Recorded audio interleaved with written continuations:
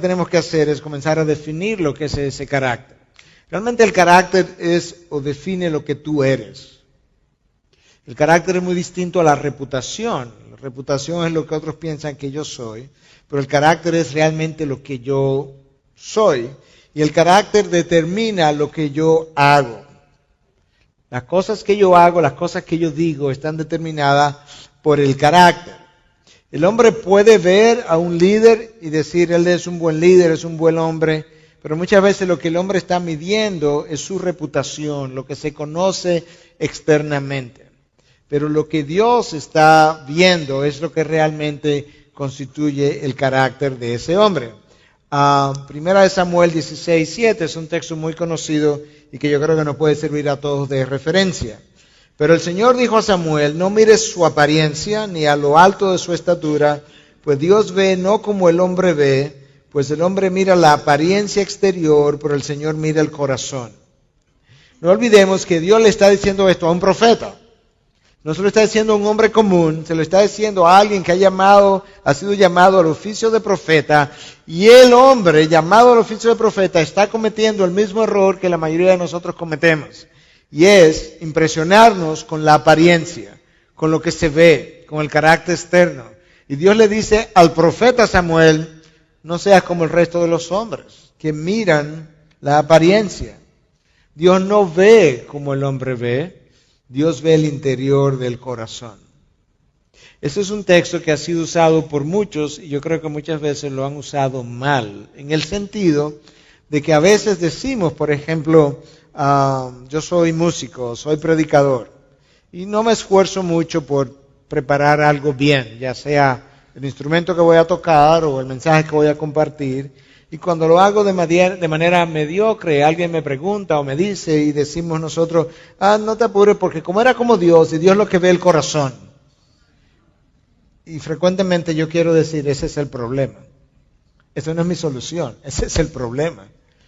Que realmente mi esfuerzo mediocre para Dios es una revelación de la condición de mi corazón, que es lo que Dios realmente ve. Pero por el otro lado, lo que Dios sí está diciendo es que cuando alguien, y en este caso, cuando un líder luce bien externamente, eso no dice todavía que está bien. Dios es que sabe el corazón. Y el corazón está directamente relacionado al carácter que ha sido cultivado o no. John Maxwell es alguien que ha escrito mucho acerca del liderazgo. Yo no estoy de acuerdo con mucha de su teología, pero toda verdad es verdad de Dios, y cuando Él dice algo que es verdad, pues merece ser redicho o reproducido, por así decirlo. Y esta es una de sus frases que yo creo que es muy buena. Él dice, el talento es un don, algo que Dios te regala, pero el carácter es una elección. Yo decido cultivar ese carácter. Yo no vengo de nacimiento con un carácter que Dios me da, y el día que yo nazco de nuevo, Dios no me dice, junto con el nuevo nacimiento te doy un carácter. No, Él me da el poder para cultivar mi carácter. Yo tengo que cultivar eso. Lamentablemente son muy pocas las personas, hombres y mujeres, pero sobre todo nosotros los hombres, lo que nos hemos dedicado a cultivar intencionalmente el carácter. Piénsalo bien. Muchos de nosotros hemos decidido crecer, ocupar posiciones en la vida o en el liderazgo, pero lo hemos hecho y hemos ido creciendo, pero no de manera intencional. El carácter es algo que yo necesito de manera intencional proponerme desarrollarlo. Y mire esta frase de alguien que ni siquiera cristiano es, Stephen Berglers, es un psicólogo de la Universidad de Harvard, y él dice lo siguiente, él escribió un libro que se llama El síndrome del éxito. Todas las consecuencias dañinas del éxito, y en ese libro él habla de esto. Él dice, las personas que alcanzan grandes alturas, pero que carecen de un carácter sólido que les sostenga a través del estrés, van de cabeza al desastre. Es fácil mantenerme en las circunstancias comunes y corrientes de la vida y decir, bueno, yo creo que tengo un buen carácter porque yo nunca he tenido grandes problemas. No, el carácter se prueba en la dificultad, en las pruebas, cuando la tentación llega. Eso es lo que va a poner a prueba mi carácter. Y yo no sé qué tanto carácter tengo o no tengo desde el punto de vista de santidad hasta que la prueba, la dificultad, la crisis no llega. Cuando la crisis llega, la crisis pone en entredicho o revela el carácter que yo tengo. Ahora, yo decía que en esta sección lo que estamos tratando de ver es la importancia del carácter horizontalmente. En la sección anterior vimos mucho de la importancia del carácter en mi relación con Dios, para el llamado que Dios me ha hecho. Pero ¿cuál es la importancia del carácter a la hora de yo liderar, de yo pastorear, a la hora de yo guiar un grupo en una dirección? Bueno, ciertamente yo necesito entender algunas cosas. Cuando yo soy un líder o yo soy un jefe, la gente puede someterse quizás a mi posición, a mi autoridad, por ser el líder, por ser el jefe, por ser la cabeza, pero realmente lo que la gente respeta o no es el carácter. La gente no respeta la posición, la gente se somete a la posición porque tiene miedo en ocasiones hasta de perder su trabajo, perder su posición que se le ha otorgado. Pero en realidad hay mucha gente sometida que no respeta en lo más mínimo o al presidente o a su jefe en la oficina o a su pastor o a su líder, porque en su interior no hay un sentimiento de admiración hacia esa persona. Y eso se da porque el carácter es lo que brinda confiabilidad. Y la confiabilidad es necesaria para el respeto. Y nosotros los pastores tenemos que reconocer eso. Nosotros necesitamos que la oveja tenga confianza en nosotros, pero esa confianza es depositada en la medida en que esa oveja puede medir el carácter y determinar o concluir que él es un hombre que merece mi confianza, mi corazón, mis intimidades. Entonces tú comienzas a ver la importancia que tiene el carácter a la hora de liderar. Se ha dicho que liderar es influenciar. Realmente liderar no es jefear, no es mandar, no es ordenar, no es delegar, es influenciar. Henry Blackaby habla de que liderar es influenciar al pueblo de Dios hacia los propósitos de Dios. Yo creo que es una excelente definición. Pero si bien es cierto que liderar es influenciar, no es menos cierto que la influencia del líder depende de su carácter. La influencia del líder depende de su carácter. En nuestro país tuvimos hace unos años atrás un presidente de nombre Joaquín Balaguer. Es un nombre que algunos de ustedes quizá pudiera haberlo oído en alguna ocasión. Gobernó 22 años de los últimos de 30 de forma interrumpida. Fue un tremendo líder, decía la gente en su tiempo. Pero él no influenció, ni cambió, ni transformó una sola persona. Yo no creo que él fue un líder. Yo creo que fue un jefe muy inteligente. No formó a nadie, no formó una próxima generación, no formó a sus seguidores, no formó a quienes tomarían el partido una vez él muriera. Y por tanto, el partido ha perdido todo su territorio en la nación. Lo que crea la influencia es el carácter, no son las órdenes, no son los planes, no son las estrategias, es el carácter de esa persona. A mí no me gusta dar muchos ejemplos personales, pero muy rápidamente, sin entrar en detalles. Mi papá murió en el año 1970, yo tenía 11 años y medio. Y yo puedo decir al día de hoy, nadie ha influenciado mi vida como mi padre, en 11 años y medio de edad. Y lo que influenció mi vida fue su carácter, que 43 años después todavía nos alimenta en la reflexión que hacemos con cierta frecuencia de su forma de ser, de vivir y de pensar. Entonces eso nos va dando una idea de la importancia que tiene ese carácter. La próxima pregunta es, ¿cómo lo formo? Bueno, hay diferentes maneras como Dios hace eso, pero mira una de ellas en Romanos 5, 3 y 4. Y no solo esto, sino que también nos gloriamos en las tribulaciones, sabiendo que la tribulación produce paciencia, y la paciencia carácter probado, y el carácter probado esperanza. Si te devuelve, la esperanza es el resultado de carácter probado. El carácter probado es el resultado de paciencia, y la paciencia es el resultado de haber estado en la tribulación. La palabra paciencia en el original es upomone, que implica perseverar bajo tremenda presión. Esa perseverancia, bajo esa presión, va formando el carácter. Pablo dice, nos gloriamos en las tribulaciones, no porque a él le gusta sufrir trabajo o pasar trabajo, sino porque él disfruta ver hacia adelante el fruto de la tribulación, que será un carácter probado. ¿Cuántos de nosotros le damos la bienvenida a la tribulación, a las crisis, a las dificultades? Nosotros vivimos en una generación que usualmente vive escapando de la dificultad.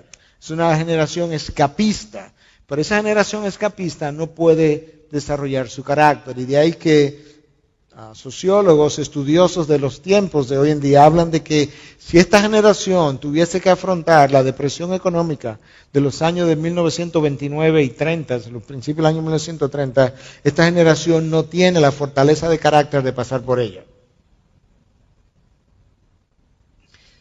Y una de las razones es que es una generación que ha vivido escapando de las circunstancias difíciles, y es en las circunstancias difíciles donde se forja el carácter. Romanos 5 lo revela. O sea, hay algo que nosotros sabemos de la crisis, es que las crisis siempre revelan el carácter.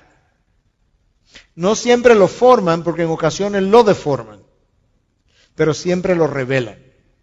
Si tú quieres realmente saber lo que un hombre es o era, o una mujer, simplemente pregúntate cómo él reaccionó cuando la crisis llegó. Su reacción ante la crisis revela siempre lo que él era. Ahora, cuando él abraza esa crisis como algo que Dios ha permitido, como algo que Dios ha enviado, eso forma su carácter. Cuando él se revela en contra de esa tribulación, de esa crisis, la rechaza, no la acepta, eso deforma su carácter. Porque él no ha permitido que la mano misericordiosa de Dios le dé forma en la crisis. Hay una ilustración muy buena, yo no recuerdo si yo la usé el año pasado cuando estuve aquí, porque tú hablas en tantos lugares que luego no sabes qué dijiste, cuándo, cómo y dónde, pero algunos no la habrán oído aún si yo la hubiese usado, o quizás no la usé. Pero hablando de crisis, ¿cómo se forma? Alguien quería, es una historia real, una señora estaba interesada en ver cómo la plata es trabajada, y entonces ella se fue a un taller de un platero a ver cómo el platero trabajaba la plata. Ella vio que el platero tomaba una pinza larga, tomaba la plata, la metía en el fuego y se quedó, una vez la plata estaba en el fuego, se quedó viéndola muy fijamente sin moverse, y de vez en cuando él la doblaba un poco hacia donde él la miraba y volvía, la entraba en el fuego. Él hizo eso de forma repetitiva varias veces, hasta que en un momento dado él la levantó un poco, la miró y decidió sacarla. Y entonces la señora le preguntó y le dice, mire señor, yo he estado aquí interesado en ver cómo se trabaja la plata, y me puse a observarlo y me di cuenta que usted introdujo la plata en el fuego, se quedó mirándola fijamente, no le quitaba los ojos, pero de vez en cuando usted levantaba la plata, la veía y volvía y la ponía, y luego en un momento dado la sacó. Número uno, ¿qué usted estaba haciendo cuando miraba la plata? Y número dos, ¿cómo usted supo que ya era tiempo de sacarla? Él decía, bueno, lo que pasa es que la plata es muy frágil y tú tienes que mirarla, no le puedes quitar los ojos, porque en un momento dado, si está muy caliente, se va a quebrar y se va a caer en el fuego y se va a echar a perder. Y la razón por la que yo hacía ese movimiento es porque yo estaba buscando ver mi rostro en la plata. Una vez mi rostro es claramente reflejado en la plata, las impurezas han sido quemadas y es tiempo de sacarla. Eso es como Dios trabaja mi carácter. Él me toma con una pinza de misericordia, me pone en el fuego y no me quita sus ojos. Te guiaré con mis ojos puestos en ti, dijo Dios. Y Dios comienza a verme, a ver si la imagen de Cristo se está formando. Y cuando Dios vea que esa parte de la imagen de Cristo que Él quería formar en mí se formó, yo salgo de la crisis. Mientras tanto, yo permanezco en la crisis. Porque cada crisis tiene un propósito definido para el cual fue enviada o permitida a mi vida. En un momento dado, Moisés y Faraón estaban en crisis. Dios formó el carácter de Moisés, no así el de Faraón. En un momento dado, David y Saúl estaban en crisis. David estaba siendo perseguido y David era el perseguidor. Pero David estaba en una crisis de estrés, de emocional, se sentía amenazado por David. El carácter de David fue siendo formado conforme al corazón de Dios, el de Saúl no lo fue. Pablo y Demas estaban en crisis. Pablo cayó en prisión con frecuencia. Demas era su compañero. Demas se va al mundo, no permite que su carácter fuera formado. Pablo permanece bajo la mano de Dios. Entonces Dios está formando el carácter y el carácter del líder en las tribulaciones. Las crisis son buenas por lo que hacen en nosotros. En primer lugar, las crisis nos fuerzan a buscar de Dios. Y muchas veces, hermano, tenemos que admitir que muchas veces en los tiempos buenos raramente estamos buscando de Dios. A veces hacemos un devocional, pero un devocional no es buscar de Dios. A veces el devocional es hecho, yo puedo buscar de Dios a través de un devocional, pero muchas veces el devocional es hecho simplemente para ponchar una tarjeta, como decimos nosotros, y ya llenamos nuestra cuota por el día. Pero las crisis nos fuerzan a buscar de Dios, a clamar delante de Dios, nos fuerzan a buscar en mi interior, a buscar en mi corazón, a ver qué hay, qué hice, dónde pequé, dónde erré, dónde olvidé la palabra, dónde la ignoré. Eventualmente las crisis nos fuerzan a confiar en Dios.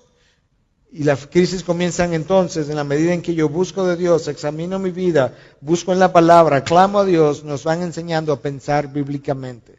Una de mis quejas más frecuentes cuando le hablo a mi iglesia y cuando hablo en otras iglesias es la ausencia de una mente bíblica en el cristiano.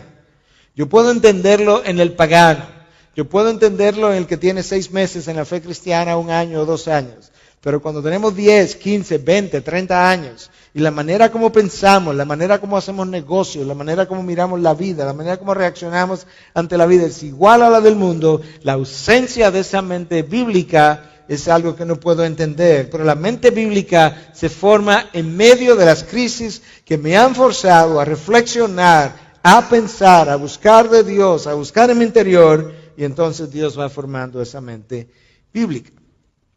Las crisis también sirven porque traen a la superficie, como ya yo he venido diciendo de otra manera, las grietas. Todos nosotros tenemos grietas. A veces de superficie, a veces de fundamentos.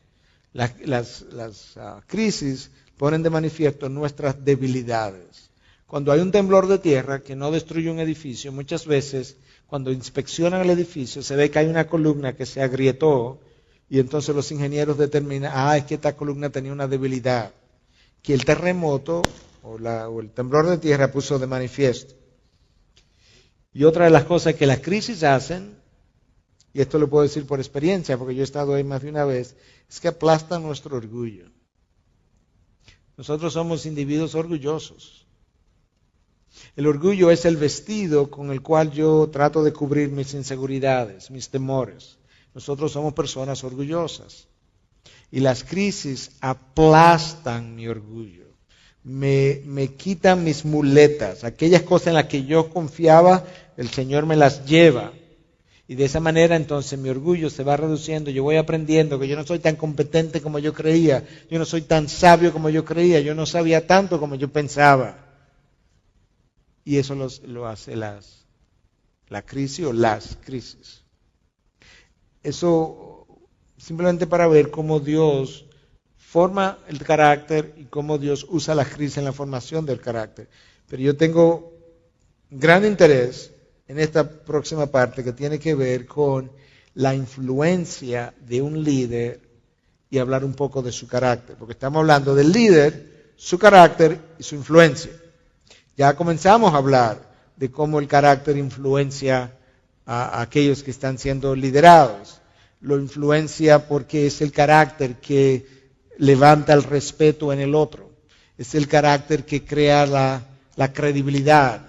Una vez la credibilidad es creada, entonces los demás están dispuestos a prestarte atención, creer tus palabras, creer tus principios, las verdades que enseñas, a seguir tu ejemplo. Y ahí nosotros vemos la influencia del carácter.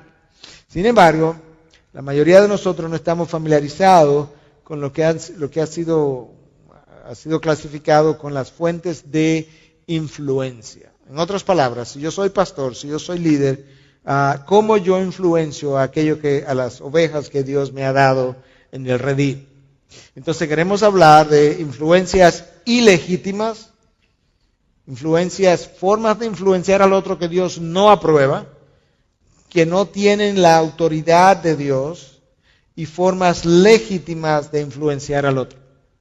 Y obviamente vamos a comenzar con las ilegítimas para quedarnos con las legítimas, aquellas que Dios aplaude. Todas ellas crean una influencia. Todas ellas empujan a las personas en una dirección.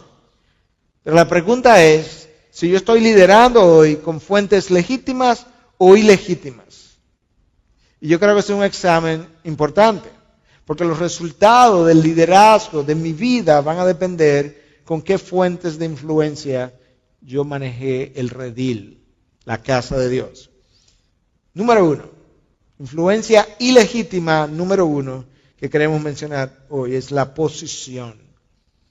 El mito la creencia tradicional es que la posición que yo ocupo crea o da autoridad más influencia. Desde una posición yo puedo ejercer autoridad y yo puedo crear influencia. La realidad es otra. La realidad es que la posición que yo ocupo, como el presidente que yo le mencioné de nuestro país, me da la autoridad en el momento en que le estoy ejerciendo. Los otros se someten a mi autoridad. Pero solamente el carácter crea la influencia. Algo que ya habíamos venido insinuando. Solamente el carácter crea la influencia. Y esa es la razón por la que el carácter de ese presidente a la que yo aludí no creó ninguna influencia ni transformó ninguna vida, porque no estaba ahí su carácter. La posición me puede conceder a mí como líder, como pastor, un cierto sentido de importancia, pero no marca a los demás. Si tú eres un padre, tú quieres marcar a tus hijos. Si tú eres un pastor, tú debieras querer marcar a tus ovejas, marcarlas positivamente, marcarlas con el estándar de Dios. Pero yo no debiera estar simplemente buscando que me obedezcan, que se sometan. Yo soy el pastor, tiene que someterte. La palabra dice que se sometan a sus líderes. Yo no creo que esa es la prioridad. Eso es verdad. Pero yo creo que la prioridad es que tú quisieras marcar la vida de aquellos que te siguen en la dirección del carácter de Cristo. Y eso solamente lo puede hacer el carácter que Cristo haya formado en ti. Pablo decía que todo hombre nos considere de esta manera, como servidores de Cristo y administradores de los misterios de Dios. ¿Por qué yo tengo eso ahí? Porque muchas veces nosotros anhelamos la posición. Hay, como dicen en inglés, un craving por la posición. Quisiera que me nombren, quisiera que me promuevan. Tú no necesitas la posición. El apóstol Pablo, siendo apóstol, todo el tiempo estaba diciendo indirectamente, yo soy apóstol, pero yo no necesito esa posición o ese nombre. Que todo hombre nos considere siervos y administradores de los misterios de Dios. Eso es lo único que yo soy. Yo le leí un texto en la sección anterior de Pedro donde decía, yo Pedro, anciano como ustedes, soy apóstol, pero ¿sabes qué? Yo también soy anciano como ustedes. Cristo no consideró su igualdad con Dios, su posición, Él no la anheló, no se aferró a ella, no la abrazó, Él la abandonó. Yo necesito la posición. Dios me puede dar la posición, pero nosotros necesitamos la posición para tener un sentido de importancia, para tener un sentido de significado, de propósito. No. Yo necesito una relación con Dios. Y mi identidad en Cristo es lo que me da la seguridad que yo ando buscando en la posición. La realidad es, hermanos, que cuando nosotros estamos buscando la posición, yo creo que en el contexto de la iglesia eso es bueno hablarlo, yo tengo que entender que muchas veces lo que me está llevando a anhelar esa posición no son motivaciones buenas. Son inseguridades, por un lado, que yo pienso que voy a superar una vez yo alcance la posición. Y no es así. Yo puedo alcanzar la posición más encumbrada y permanecer en mi inseguridad. Hablábamos anoche en la iglesia del pastor Hellman y usaba una ilustración de la hija del pasado presidente de Estados Unidos, Teddy Roosevelt, que decía, el problema con mi papá es que cuando él está en una boda, él quiere ser la novia. Y cuando él está en un entierro, él quiere ser el cadáver. Ahí tú tienes a una persona insegura en la posición más alta de la nación más poderosa de la tierra, completamente inseguro porque él quería ser el centro de atención todo el tiempo. Él estaba en necesidad de aprobación. De tal forma que el escalar posiciones no cura mi inseguridad. Y otras veces queremos esa posición porque tenemos un deseo de controlar al otro. Y la posición me garantiza el control. Cristo no dejó ese patrón de liderazgo. El día que mejor ilustra eso en la vida de Jesús es el día que Él está enseñando que el que no come su carne y no bebe su sangre no es digno de ser mi discípulo. Y hay un grupo de sus discípulos, dice Juan 6:6, que abandonaron y jamás siguieron con Él. Un buen número, una buena cita, Juan 6:66, es un buen número para representar lo que pasó. Muchos de sus discípulos que lo abandonaron jamás volvieron con Él. No, se quedaron con la figura detrás del 666. En ese momento, Cristo nos dice, y ustedes se quedan conmigo. No, Él no era un controlador. Él los liberó y, ¿sabes? ¿Se quieren ir? Y ustedes se quieren ir también, se pueden ir todos. Aquí nadie está obligado. ¿Te das cuenta cuál es el modelo de liderazgo? Aquí nadie está obligado. Tú te quedas si tú quieres y te entregas voluntariamente a la causa. Bueno, en las iglesias debemos tener el mismo tipo de liderazgo. Nosotros lo decimos en nuestra iglesia continuamente. No queremos a nadie obligado haciendo nada. ¿Sabes por qué? Porque tu corazón no va a estar ahí. Nosotros queremos que hagas algo de corazón. Lo sientes, lo crees, lo has abrazado. Tienes convicción de eso. Y la posición muchas veces lo único que garantiza es que los otros hagan lo que tú quieres porque tú tienes el poder y tienes la autoridad. Entonces la posición no es una fuente legítima de influencia ni de liderazgo. Número dos, el poder tampoco lo es. El poder somete a las personas porque no tienen otra alternativa, pero no influencia en su carácter. El poder ejercido sobre otros puede invitar a la rebelión con frecuencia. El poder cuando lo ejerce sobre otros no motiva a otros. Una de las definiciones de liderazgo es que el liderazgo es motivar a otros a seguir tu ejemplo. Liderazgo es motivar a otros en la dirección de una meta que quieres conseguir. El poder no tiene la capacidad de motivación. Y uno de los problemas con nosotros los líderes es que cuando nosotros queremos, anhelamos poder, nosotros usualmente no somos personas sumisas, humildes. El humilde no anhela poder. Nosotros queremos poder cuando somos orgullosos, cuando somos rebeldes. Y el mayor reto que un líder tiene es su propia sumisión a la voluntad de Dios. Entonces, cuando Dios ha cultivado eso en ti, realmente el deseo de poder se va. Y el poder no es una fuente legítima de influencia de los demás. Decía que nosotros tenemos, cuando somos orgullosos, tenemos deseo de ese poder y nos volvemos líderes autocráticos. ¿Cómo yo sé? Una pregunta vital. En algún momento yo tuve que hacerme esta pregunta. ¿Cómo yo sé si yo soy un líder autocrático? Yo le voy a dar algunas sugerencias. Líderes autocráticos se enojan fácilmente cuando se le cuestiona. Líderes autocráticos gobiernan solos. No quieren compañía. No quieren sugerencias. No quieren ayuda en su liderazgo. Líderes autocráticos no desarrollan líderes, porque siempre se sienten amenazados por los líderes que están desarrollando. Yo recuerdo cuando yo comencé nuestra iglesia a desarrollar líderes, alguien me dijo, un pastor que tenía tiempo en el pastorado, Me dijo, Miguel, tú tienes que tener cuidado porque esos líderes que tú formas luego quieren serrucharte el palo, decimos en Santo Domingo. Y yo le decía, ese no es mi problema.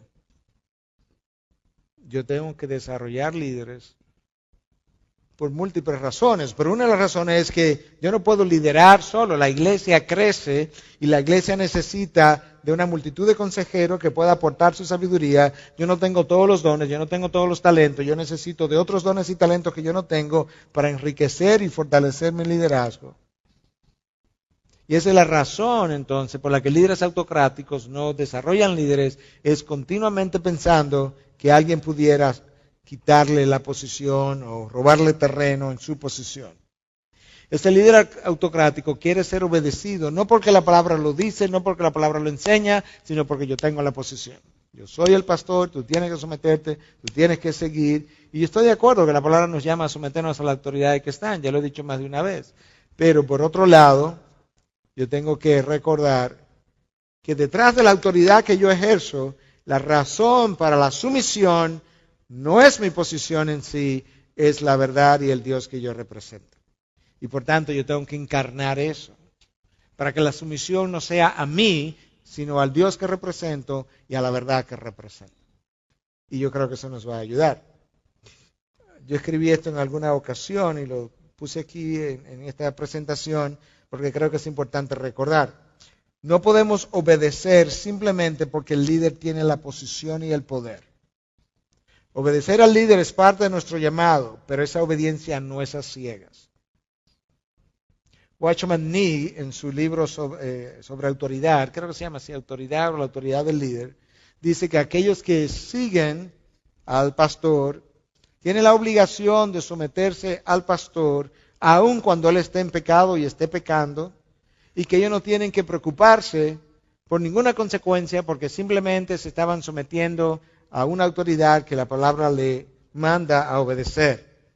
No, tenemos que obedecer a Dios antes que a los hombres. Y por tanto, mi obediencia no puede ser a ciegas. Mi obediencia tiene que ser una obediencia informada por la palabra, por el estándar de Dios. Pero esa obediencia es motivada por el carácter del líder que ha cultivado una consistencia en su caminar. Número 3, hay un número 2, debió haber habido un número 3. Personalidad no es una fuente legítima de influencia o de liderazgo.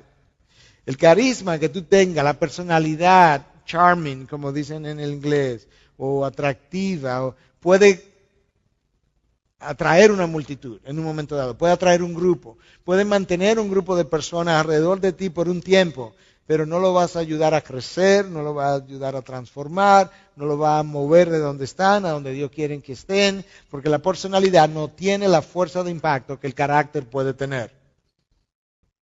El carisma no le da profundidad a la vida del líder, pero tampoco se la da a la vida de los liderados. El carisma no le da profundidad ni a la vida del líder ni a la vida de los liderados. Y en realidad la personalidad es la parte externa que tú ves de cómo yo vivo. Eso es fácil de fingir incluso, pero al final, como decíamos a través de la cita que leímos al principio, Dios está interesado en el corazón, lo que yo soy en el interior. Cuando yo voy a mi casa donde nadie me ve, yo cierro la puerta, estoy en mi estudio, abro la computadora, en ese momento lo que yo soy, cómo pienso, cómo me comporto, eso habla del carácter de mi persona y en eso es que Dios está interesado.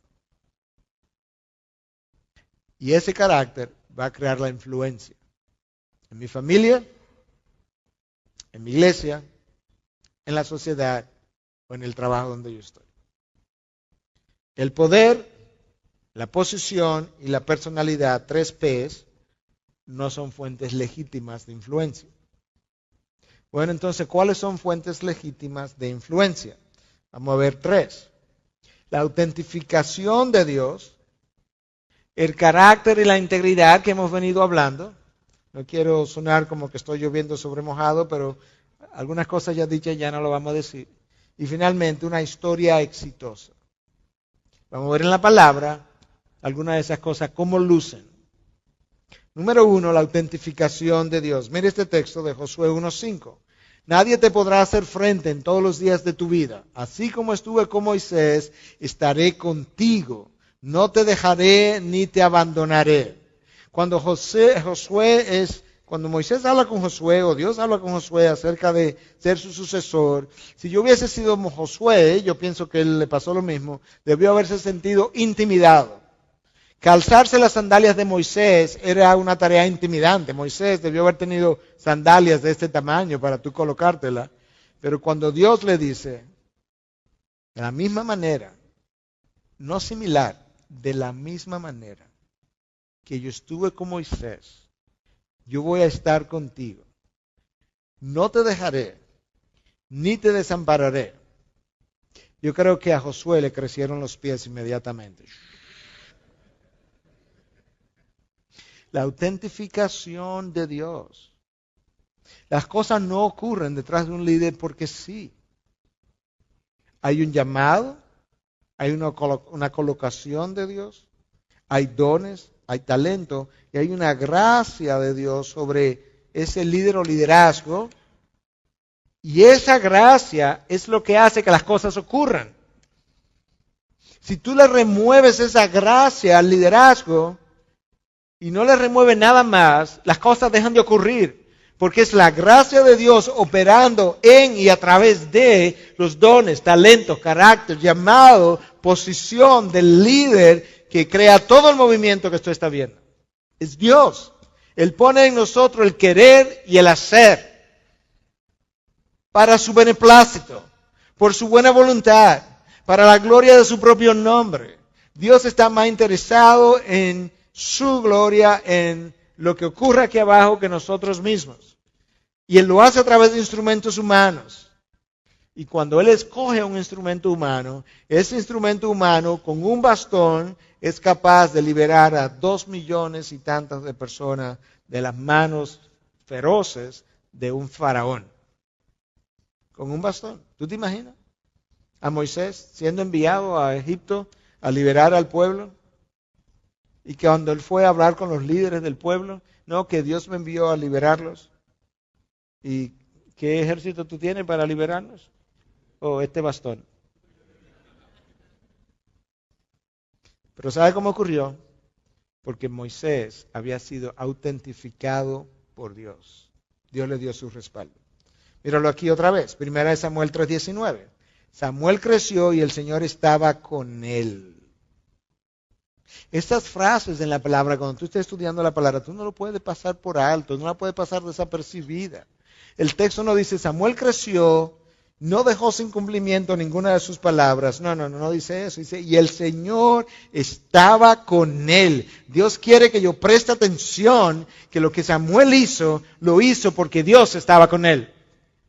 Y como líder y como pastor, yo necesito querer, desear, buscar que Dios esté conmigo. Si Dios no va a estar conmigo aquí, detrás de este púlpito, aquí arriba, yo no quiero estar aquí en el día de hoy. Yo solamente quiero estar en Juárez, o quiero estar en Argentina, o quiero estar en República Dominicana, si Dios va conmigo. Si Él no va a ir, yo diría lo mismo que Moisés. Si tú no vas con nosotros, entonces mejor no vamos. Eso es lo que ocurre en un momento dado cuando el pueblo peca y Dios se irrita con el pueblo y le dice a Moisés, ¿sabes qué, Moisés? Yo no voy con ustedes de aquí en adelante para no destruirlo. Yo te voy a enviar un ángel con ustedes. Y Moisés le dice, ¿un qué? Un ángel. Yo no sé quién es ese ángel. Yo no conozco su nombre, tú no me has dicho quién es. Además, a quien yo conozco es a ti que yo te conozco. Es a ti a quien yo conozco. ¿Y tú sabes qué? Si tú no vas a ir con nosotros, entonces mejor no vamos. No nos envíe. Y Dios en su misericordia dice, ¿sabes qué, Moisés? Está bien. Continúo contigo. Moisés no estaba interesado en ningún ángel. Moisés quería la presencia de Dios. Y eso es lo que nosotros necesitamos querer, la presencia de Dios sobre nuestras vidas. Ahí está su autentificación. ¿Qué ocurre entonces cuando Dios autentifica a un líder? Lo primero que ocurre es que las promesas de Dios y la visión de Dios para ese ministerio o iglesia se ven cumplidas. Tú las ves realizarse. porque eran obras preparadas de antemano para que anduviésemos en ellas. Efesios 2:10. Oye, como dice el texto anterior, Samuel creció y el Señor estaba con él, no dejó sin cumplimiento ninguna de sus palabras. ¿Quién? Dios. Las promesas de Dios se ven realizadas, se ven cumplidas. El líder puede enfrentar dificultades. El líder puede enfrentar crítica. Aún la crítica no es señal de mal liderazgo. Pero ¿sabes qué? Como Dios está detrás del líder, en su momento Dios reivindica el líder. Puede tomar 1 año, puede tomar 3, puede tomar 5. Pero cuando la autentificación de Dios está sobre el líder, en su momento Dios reivindicará a su líder. Porque para eso Él lo levantó. Y otra de las señales de que realmente la autentificación de Dios o Dios está con él es que la vida no simplemente están siendo lideradas, están siendo transformadas, están cambiando. ¿Por qué? Porque es la gracia de Dios fluyendo a través del liderazgo y esa gracia de Dios en operación está alcanzando a otros y está produciendo la transformación que nosotros quisiéramos ver. Ahora, otros tienen que dar testimonio de esa autentificación. Yo no puedo levantarme un día y decir, no, yo sé que Dios está conmigo. Porque puede ser que no sea el caso. Yo sé que Dios me ha autentificado igual que autentificó a Moisés. Bueno, quizás tú lo sabes, pero si nadie más lo sabe, hay un peligro ahí.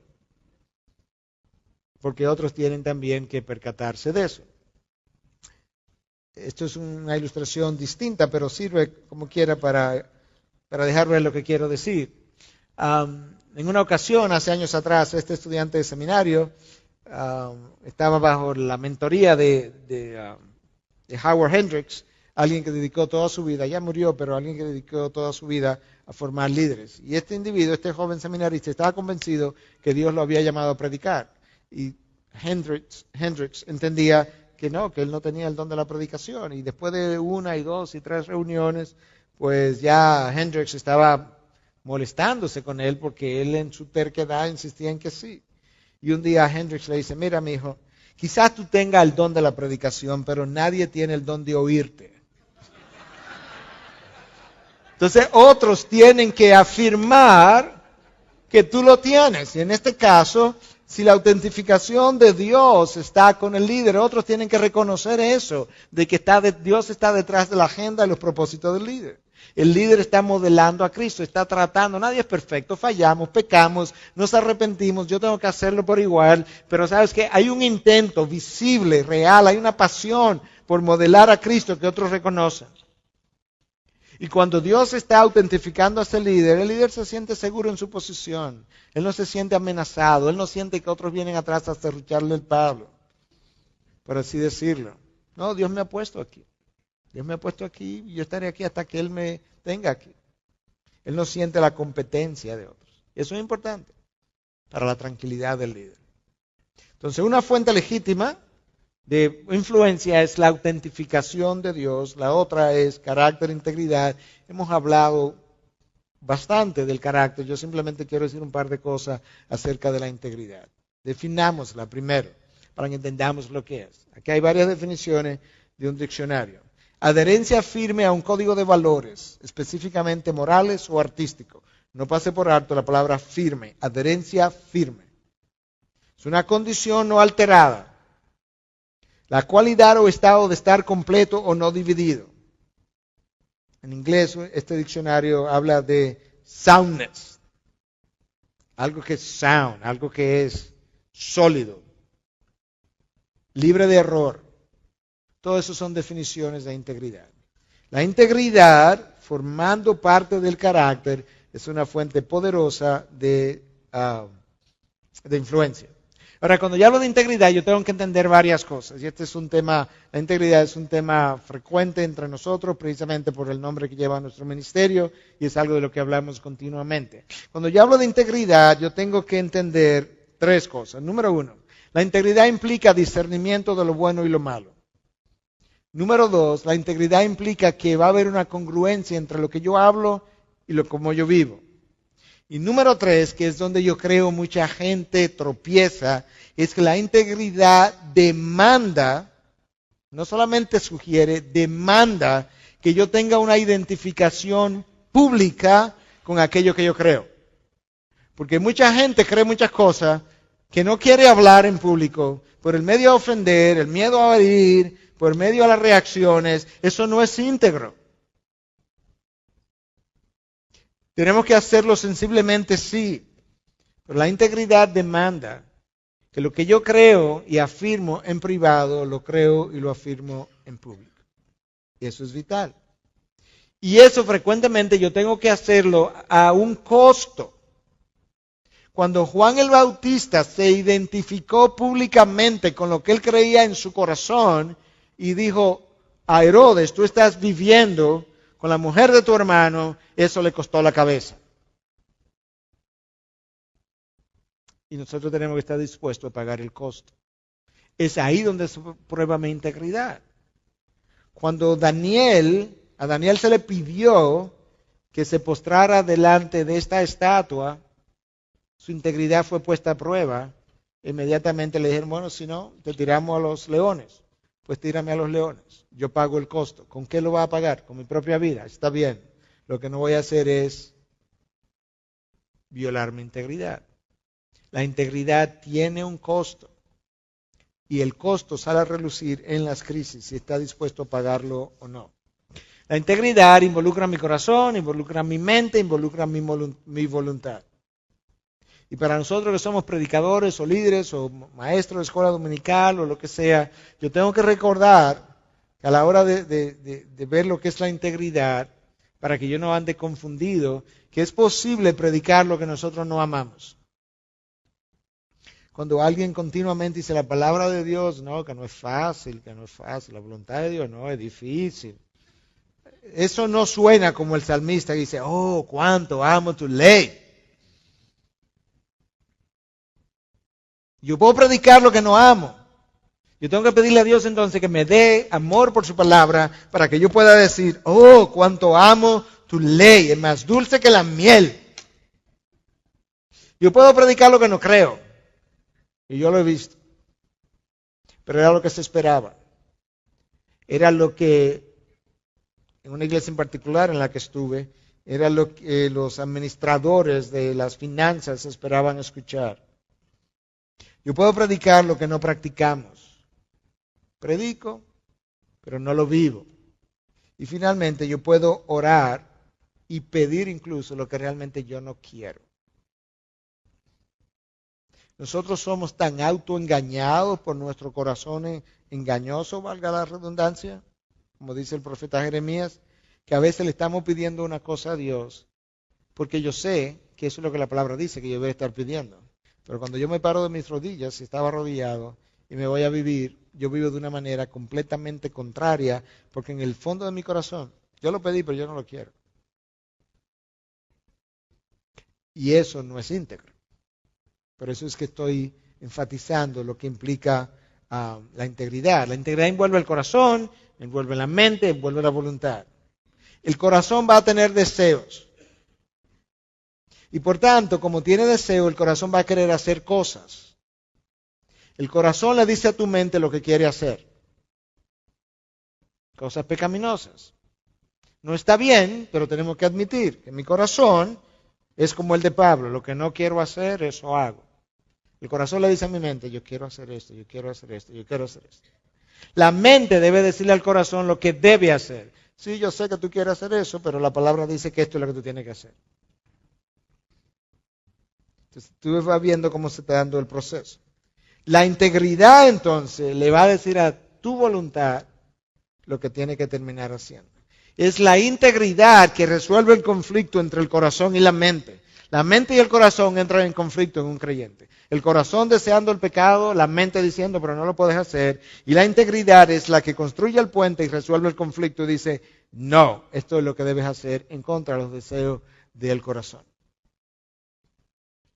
La integridad entonces, cuando yo la entiendo bien, involucra una relación conmigo mismo y involucra una relación con los demás. Y yo quiero enfatizar eso porque muchas veces a la hora de orar nosotros no somos íntegros porque no tenemos el concepto de integridad para conmigo mismo claro. nosotros vamos donde Dios porque ofendimos a alguien. Entonces le decimos a Dios, tú sabes Dios que yo ofendí a Pepe, pero es que Pepe tiene una personalidad muy difícil y yo no puedo con él, yo tengo ya 2 años tolerándolo, pero perdóname, amén. ¿Se cree que eso fue íntegro?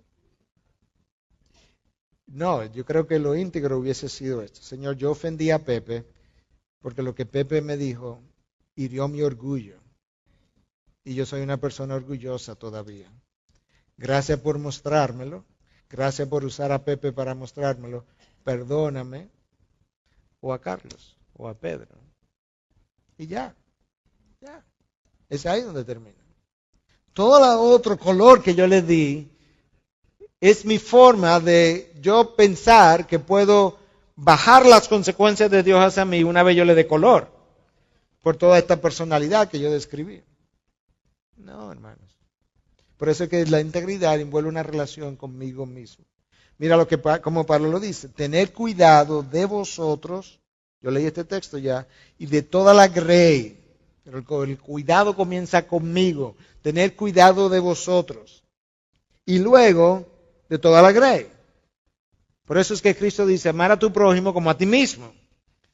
La relación que yo guardo conmigo mismo, la salud de esa relación es vital para la salud de la relación con los demás.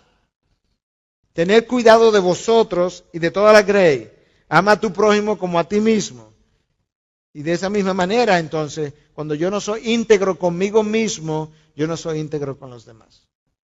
Porque estoy dispuesto a autoengañarme. Generaciones anteriores, hablando de las fuentes de integridad, ¿verdad? Fuentes de influencia como la integridad, generaciones anteriores no estaban tan interesadas en el carácter del líder, pero eso ha cambiado. En la época de John F. Kennedy era un hombre en buen lenguaje latino mujeriego. A la sociedad nunca le importó eso. La sociedad vivía enamorada de Johnny. Hoy eso no ocurre así. Ahí estuvo el ejemplo de Clinton y Mónica Lewinsky. Las generaciones hoy en día están interesadas en el carácter del líder, aunque ellas no tienen el carácter que le exigen al líder. Porque la gente que le exigió a Clinton no cree usted que tenía el carácter que ellos querían ver en él. La integridad genera confianza, credibilidad y seguimiento. Ya yo mencioné algunas de estas cosas de manera que la voy a pasar por alto. Cuando usted tiene integridad, usted puede vivir una vida que puede decir no tengo nada que probar, nada que esconder, nada que temer. Eso no es tan fácil decirlo, pero debe ser mi meta. Yo quiero estar donde yo pueda decir no tengo nada que probar, nada que temer, nada que esconder. Ahora yo quiero decirnos a nosotros los líderes, la integridad por sí sola no es suficiente. A la hora de liderar, yo tengo que ser competente. Yo no hago nada con una persona muy íntegra, altamente incompetente. El líder se supone que necesita competencia e integridad, y ahí está su fortaleza. Este es un ejemplo que yo he usado múltiples veces, y tengo que ir cerrando porque el tiempo se ha ido. Yo he usado este ejemplo múltiples veces, y lo voy a usar una vez más, porque yo creo que es un buen ejemplo de una falta de integridad. Algunos de ustedes recuerdan la historia del Challenger cuando explotó, aquella nave espacial que explotó en su despegue. El Challenger, al explotar, le quitó la vida a 7 personas que iban adentro. El día antes, el control de calidad de la NASA dijo que el Challenger no estaba listo para partir al día siguiente. El control de producción dijo que el show tenía que continuar. Pero el control de calidad le informó al control de producción que los descongeladores del Challenger no estaban operando correctamente. Y ocurrió exactamente lo que ocurrió. Eso fue una falta de integridad de parte del departamento de producción que en su orgullo no escuchó la recomendación del control de calidad. Y de esa misma manera, muchas veces nosotros en la iglesia, tratando de producir, tratando de evangelizar, tratando de crear ministerio, ese es el departamento de producción. Hay que hacer, aquí hay necesidades sociales. Se nos olvida que yo tengo que preparar el carácter de aquellos que van a llenar esas necesidades y llenar esos ministerios, que la necesidad per se, por sí sola, nunca constituye el llamado de Dios. El llamado de Dios es el llamado de Dios, no la necesidad. Y si yo no tengo eso en cuenta, el departamento de producción continuamente va a estar empujando gente que va a comprometer su integridad. Los líderes necesitan vivir a un estándar más alto que los demás. El estándar es el mismo, no hay duda de eso, pero él tiene que vivir a ese estándar de una forma más consistente que el resto. Entonces vimos cómo la autentificación de Dios es una fuente legítima de influencia. Número 2, el carácter, la integridad de ese líder. Y finalmente, la historia exitosa. Cuando Moisés tenía 10 años, 15, 20, y en cada crisis Moisés se crece. O sea, hay algo que a mí me impresiona, es la manera como Moisés se crece en cada crisis. Es una de las cosas que se dice de los verdaderos líderes, que en las crisis ellos se crecen. Tú ves a Dios listo para eliminar a todo el pueblo. Y Moisés interviniendo en la brecha, diciendo, no, yo te ofrezco mi vida si tú quieres, pero perdona sus vidas. Moisés se creció. Cuando Miriam es llenada de lepra como castigo por haber criticado a Moisés, Moisés interfiere o intercede a favor de Miriam. Y tú puedes ver a Moisés creciéndose en cada crisis que él tuvo. Entonces eso es una historia exitosa de ese líder que otros observan y dicen, oh, Dios estaba con él. Mira cómo se creció, mira cómo Dios lo respaldó. Cuando esa historia no existe, el respeto todavía no está. Esa es la razón por la que yo escuché a un pastor más viejo que yo hace muchos años decir, cuando tú entras a una iglesia hay cosas que tú le dices cuando tú tienes 1 año con ellos, y otra que tú se lo dices cuando tienes 5 años con ellos, y otra que tú se lo dices cuando tienes 15 años con ellos. Lo que él está diciendo es, en la medida en que tú construyes una historia de integridad y exitosa con ellos, en esa misma medida ellos te van confiando cada vez más, y en esa misma medida tú tienes mayor libertad para decir muchas cosas que al principio quizás se estaba siendo cuidadoso de decir. Y con esto yo cierro. Hablando de las fuentes legítimas de autoridad, mencionamos 3. Autentificación de Dios, el carácter y la integridad y una historia exitosa. De esas 3, yo cierro con esta, que tiene que ver con el carácter. Del popular autor inglés del siglo XIX, William Arnold, se ha dicho, su predicación es buena, sus obras son mejores, pero lo mejor de todo es su vida. Este es su carácter. Su predicación es buena, sus obras son mucho mejores, pero lo mejor de todo eso es su vida, su carácter, cómo vivió, cómo modeló, cómo lideró. Y esa es la importancia entonces del carácter del líder. Primero el carácter moral, los requisitos que Dios demanda, luego la influencia, la parte horizontal del liderazgo, la influencia de ese carácter a la hora de relacionarse con las ovejas. Y yo creo que ese es un aspecto vital a la hora de nosotros ejercer nuestro llamado.